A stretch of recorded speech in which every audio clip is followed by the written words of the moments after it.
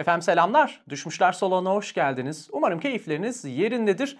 Yeni bir klasikler videosuyla bir aradayız. Biliyorsunuz klasikler serisine başlamıştık ve ilk videoda da Charles Dickens ve İki Şehrin hikayesini ele almıştık. Bugün de aslında modern klasikler de diyebiliriz. Benim çok sevdiğim bir yazar, favori yazarlarımdan. Yani sırala deseniz ilk 3-4'te hemen ismini andığım yazarlardan John Steinbeck ile bir aradayız ve videomuzun konuğu da Cennetin Doğusu. Yine aynı şekilde efendim kısa bir biyografi sunumundan sonra yine kısa bir şekilde kitabı inceleyip kapanışa ulaşırız diye düşünüyorum. Dilerseniz başlayalım. Tekrar hoş geldiniz. Buyurun birlikteyiz. Steinbeck 1902 Kaliforniya'nın önemli tarım merkezlerinden Salinas doğumlu. Salinas Steinbeck için çok önemli. Hem kitaplarında başta Cennetin Doğusu olmak üzere hem kitaplarında anlatmaya hem de yaşamaya doyamadığı memleketi ki bugün dahi hala Salinas bölgesine aynı zamanda Steinbeck ülkesi de deniliyor. Salinas'ın vadisi, tarlaları, dereleri, tepeleri, hayvanları arasında doğaya, toprağa aşık olarak büyüyor. Steinbeck'in babası yine bir John Steinbeck, Salinas bölgesinde bir ilçede saymanlık yapıyor. Annesi ise Olive Hamilton, kendisi bir okul öğretmeni. İşte Steinbeck'in bu okuma yazma tutkusunun annesinden geldiği söyleniyor ki 13-14 yaşlarında yazar olmaya karar veriyor ve hatta o daha küçük yaşlarda bile şiirler, hikayeler yazmaya çalıştığı biliniyor. Yine çocukluk ve gençlik yıllarında yaz aylarında Salinas Vadisi'nin çiftliklerinde çalışıyor ve işte çiftliklerde çalışan tarım işçileriyle, göçmen işçilerle birlikte büyüyor. Bu önemli çünkü ileride birçok kitabında ana karakterler olan insanları birebir gözlemleyerek onların yaşamlarına, onların acılarına, onların mutluluklarına ortak olarak geçiriyor gençlik yıllarını. Zaten şu var, Steinbeck neredeyse tüm eserlerinde otobiyografik öğeler sıkıştırıyor. İşte yaşadığı, gözlemlediği olaylar, yaşadığı mahalleler, şehirler, çiftlikler, tanıdığı insanlar. Liseden sonra Stanford Üniversitesi'nde edebiyat okumaya gidiyor fakat amiyane tabiriyle okulda adeta takılıyor Steinbeck. Sadece ilgi duyduğu derslere giriyor. Hani öyle işte bir okulu bitireyim, kariyer, diploma vesaire gibi bir derdi olmadan bir süre okulda takıldıktan sonra ben alacağımı aldım diyerek okuldan ayrılıyor. Bir süre New York'ta inşaat işçiliği olsun, işte gazetecilik olsun çeşitli işlerde çalıştıktan sonra Kaliforniya'ya geri dönüyor. Fakat tabii bu Kaliforniya-New York arası gelgitli yaşamı hayatı boyunca devam ediyor. Tabii bunun yanında aslında bir gezgin de diyebiliriz Steinbeck için. Büyük bir gezi tutkusu vardır kendisinin. Yaşamı boyunca birçok yeri gezip görmüştür. İşte Avrupa seyahatleri vardır. Yine Sovyetleri ziyaret etmiştir. 3 defa gitti diye biliyorum Sovyetlere. İşte onun dışında Vietnam Savaşı dönemi Vietnam'ı ziyaret etmiştir. Meksika ziyareti vardır. Hatta bir de Amerika'yı baştan başa köpeğiyle birlikte dolaştığı bir gezisi vardır ki daha sonra bu geziyi de kitaplaştırmıştır. Hatta Türkçe'ye de çevrilmiş bir kitaptır. Dilerseniz onu da edinip okuyabilirsiniz eğer okumadıysanız. Kaliforniya dönüşünden kısa bir süre sonra ilk evliliğini gerçekleştiriyor. Steinbeck 3 evlilik yapmış yaşamı boyunca ve tabii bir yandan yazarlık kariyerine odaklanmaya çalışırken o dönem biliyorsunuz büyük buhran dönemi hem Amerika'da hem dünya genelinde çok ağır bir ekonomik kriz söz konusu. İşte eşiyle bir yandan da işte iş güç koşturarak ayakta durmaya çalışıyorlar. Fakat özünde Steinbeck bir yazar, yani bunun için doğmuş diyebiliriz. Hatta üniversiteden bir profesörü ya da arkadaşı olması lazım. Daha sonradan onunla ilgili şunu söylüyor.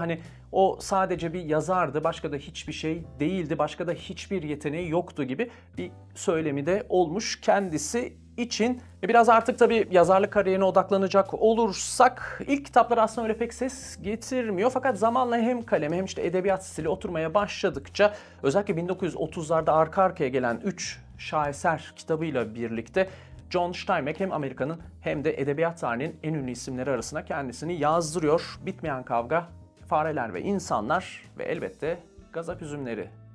Gazap Üzümleri Steinbeck'in magnum opusu olarak kabul ediliyor. Her ne kadar kendisinin bu konudaki görüşleri farklı olsa da birazdan konuşuruz.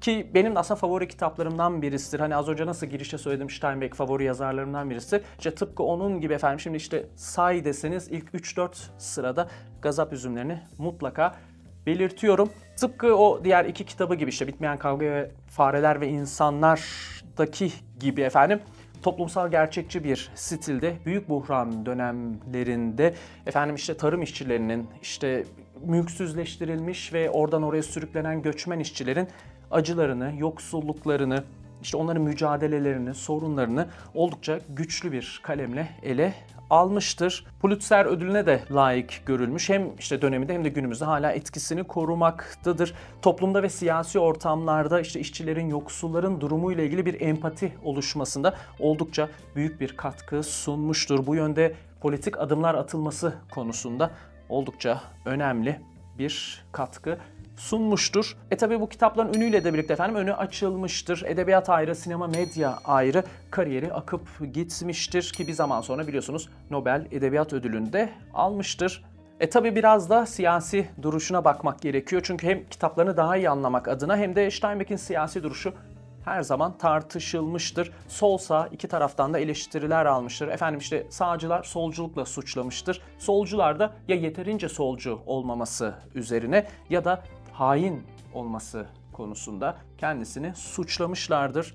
Yaşamına baktığımızda aslında şunu anlıyoruz. Evet, gençlik yıllarına bir sol eğilimi olmuş, eserlerinde sol değerleri yansıtmış. Fakat zamanla o radikal bir sol duruş yerine daha ılımlı, daha işte ortanın solu diyebileceğimiz bir pozisyona geçmiş. Roosevelt'in New Deal politikalarını da zamanda koyu bir destekçisi olmuş Yani işte o ılımlı pozisyonda kalmayı tercih etmiş. Icarus'un düşüşü videosunda konuşmuştuk, altın orta demiştik. İşte biraz latife ederek o altın orta pozisyonunda kalmayı kendisi tercih etmiş diyebiliriz. Özellikle Sovyetleri ziyaret ettikten sonra fikirlerinin değiştiği söyleniyor. Evet, kendi ülkesinde de o biliyorsunuz McCarthy dönemi komünist avı, sansürler, baskılar bunların da karşısında durmuş ki fişlendiği, takip edildiği dönemler de olmuş. Fakat Sovyetler'de kendince gözlemlediği o baskıcı bir sol rejimi de reddetmiş ki zamanla da aslında yavaş yavaş Amerikan devlet politikalarına kaymaya başlamış. Bunun yanında tabii es geçmemiz gereken bir detay var. Tabii ben bu detayı söylenti düzeyinde biliyorum. CIA muhbirliği ile ilgili bir söylenti var kendisiyle ilgili. Özellikle hatta bu Sovyetler ziyaretinin buna bağlı, bununla bağlantılı olduğu düşünülüyor. Gitmeden önce CIA ile iletişime geçip sizin için çalışabilirim. Devletimizin yanındayız, hizmetindeyiz duruşuyla oralarda edindiğim bilgileri sizlerle paylaşabilirim gibi CIA ile bir iletişimde olduğuyla ilgili iddialar da var. Benim araştırmalarım en azından iddia düzeyinde, fakat bununla ilgili daha net bilgileri olan eğer izleyicilerimiz olursa lütfen bize yorumlarda eşlik etsinler, bizleri aydınlatsınlar. Özetle sonuçta ne olursa olsun konformist bir Amerikalı Steinbeck o Amerikan rüyası ideallerini, o uğurdaki politikaları, sistemi yer yer sert bir dille eleştirirse de ondan tam bir kopuşu, sistemi yıkmayı kabul etmemiş, ona tutunmaya devam etmiş. Sadece eksiklerini, yanlışlarını düzeltecek, özellikle işçiler ve yoksullar üzerinden reformlarla bir tazelemenin yeterli olduğuna inanmış. En azından benim toparlamam bu yönde. Dickens videosunda da aslında hatırlayanlar vardır. Buna benzer bir konuyu konuşmuştuk ki ben aslında iki yazarı birbirine yakın bulurum. Hem edebiyat stili olarak hem de günlük yaşamlarındaki bu siyasi duruş olarak. Dickens de biliyorsunuz o radikal, devrimci fikirlere uzak durarak muhalifliğini yapmıştır. Ne olursa olsun o muhafazakar İngiliz değerlerinden tam olarak kopamamıştır. Ben Steinbeck'te işin sonunda o muhafazakar Amerikan rüyası ideallerinden tam olarak kopamamış. Fakat ne olursa olsun bizim için değerli olan eserleri. Marx'ın Dickens için bir sözü vardır. Kitaplarıyla birçok politikacıdan, ahlakçıdan daha faydalı olmuştur diye. Steinbeck de özellikle o toplumsal gerçekçi eserleriyle oldukça kıymetli bir iş yapmıştır. Bunun yanında tabii yine ara kitapları vardır küçük yaşamlara, küçük mahallelere değindiği, benim de çok sevdiğim tatlı bir mizah diline sahip kitaplar. Sardalya Sokağı bir örnek olabilir. Aslında bir üçlemenin parçasıdır fakat birbirinden bağımsız bir üçleme olarak ayrı ayrı okuyabilirsiniz diyelim. Aslında çok da uzatmadan bugünkü videomuzun konuğu olan eser Cennetin Doğusu'na geçelim. Steinbeck Cennetin Doğusu'nu 1952 yılında yayımlıyor. Otobiyografik öğeler içeren kitap hem kendisinin hem de Amerikan edebiyatının en büyük yapıtlarından birisi olarak kabul ediliyor. Az önce demiştik ya onun magnum opusu Gazap Üzümleri'dir diye. Steinbeck burada farklı düşünüyor. Hayatım boyunca yazmak istediğim kitap, hatta yazdığım tek kitap gibi oldukça iddialı sözlerle eserini yüceltiyor.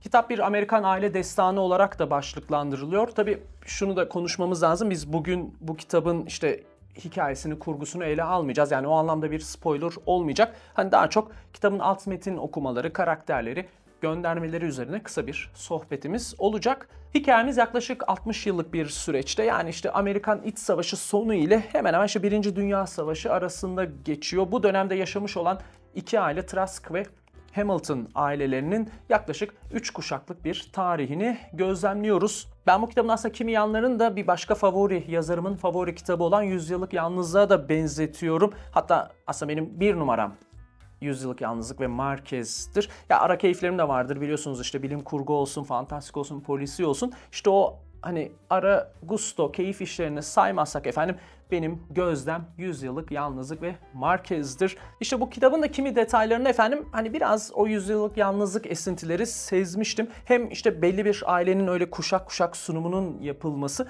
hem de kitapta Salinas Vadisi'nin işte toplumsal, tarihi ve kültürel olarak o ailenin merkezinde olması ve bunun yanında Salinas Vadisi'nin de aslında kitabın bir karakteri olması, onun da yolculuğunu, gelişimini okumamız, işte Yüzyıllık Yalnızlık'taki biliyorsunuz Macondo kasabasının sunumuna hafiften dokundurmuştu. Kitap bu Salinas Vadisi'nin sunumuyla başlıyor. Yazarımız müthiş bir kalemle çok eski yıllardan başlıyor. Taşını, toprağını, suyunu, kuşunu, doğasını anlatıyor. Oradan Kızılderililerden Avrupalıların gelişine ve en sonunda da Hamilton ailesinin vadiye ulaşmasıyla hikayeyi başlatıyor. Burada da aslında memleket okurları için biraz Yaşar Kemal tadı da alıyoruz. Onun o işte Çukurova ya da Torosları betimlemeleri gibi bir tat geliyor dilimize kitabın tadına bakarken. Hamilton ailesi demişken de işte burada o az önce konuştuğumuz otobiyografik öğeler ortaya çıkıyor. Steinbeck'in annesi Olive Hamilton'ın köklerini görüyoruz bu kitapta, ki hatta bir yerden sonra da kitabın anlatıcısının da direkt John Steinbeck'in kendisi olduğunu anlıyoruz. Kitabın ana karakterleri başta Samuel Hamilton olmak üzere Hamilton ailesinin fertleri ve yine başta Adam Trask olmak üzere Trask ailesinin fertleri. Bu iki aile kurgunun bir noktasında Salinas Vadisi'nde buluşuyorlar. Bunun dışında tabii bağımsız iki karakterimiz var önemli. Birisi Katie karakteri, birisi de Lee karakteri. Katie efendim kadın karakterimiz. Kitabın kötüsü, fakat öyle böyle bir kötü değil. Hani saf kötü, doğası kötü. Biliyorsunuz son yıllarda iyice kıymet verilen bir akım var. İşte hani kötülüğün motivasyonu, işte kötüyü kötü yapan şartlar, kötüyü de anlamalıyız gibi. İşte Steinbeck Katie üzerinden öyle bir aralık bırakmamış. O kapıyı zincirlemiş. Katie kötülüğün kendisi, kötülüğün sembolü. Hani benim edebiyat tarihinde gördüğüm en net kötü karakterlerden birisi olabilir Katie Ames. Hani ne bileyim işte Tolkien'de orklar vardır ya da Glaurung vardır. Hani bakın hani Sauron, Melkor demiyorum, onların bile bir motivasyonu söz konusu. Hani Katie gerçekten şeytanın ta kendisi diyebiliriz, ki birazdan zaten bu yönde göndermeleri de konuşacağız. Lee ise efendim kitaba daha sonradan, kurgunun belli bir aşamasından sonra hikayeye dahil olan Adam'ın ev işlerinde kendisine yardım eden Çinli bir göçmen hizmetçi ve tabii Samuel Hamilton'la da birlikte aslında kitabın iki bilge karakterinden birisi. Şimdi peki bu kitap bize ne anlatıyor? Steinbeck bu kitabında o toplumsal gerçekçi stilinden sıyrılarak artık bireye yöneliyor ve o dış dünyanın meselelerinden çok artık iç dünyaya bir bakış atıyor. Kitapta o tabii karakterlerin yaşamlarına göz atıyoruz. Onların başından geçen maceraları okuyoruz, ki bu anlamda oldukça da sürükleyici bir roman. Fakat Steinbeck'in ilgilendiği konu o değil. Steinbeck bu eserinde alt metinler üzerinden birçok tartışma penceresi açıyor. İyilik, kötülük, ahlak, vicdan, insan doğası, kader, özgür irade. Anlatımda stil olarak alegori ve sembolizme başvuruyor.